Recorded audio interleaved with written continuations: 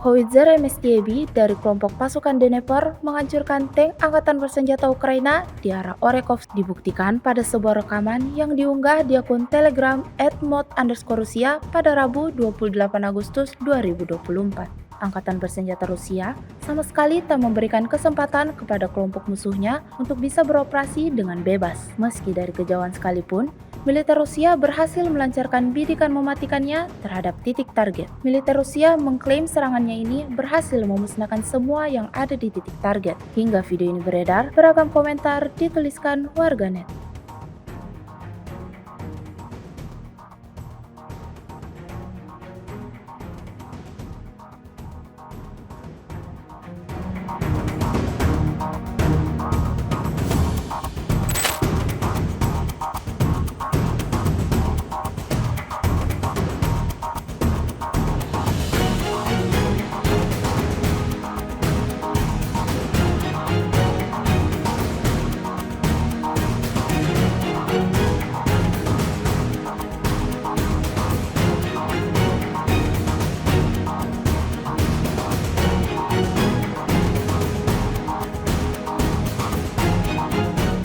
Download Tribun X sekarang, menghadirkan lokal menjadi Indonesia.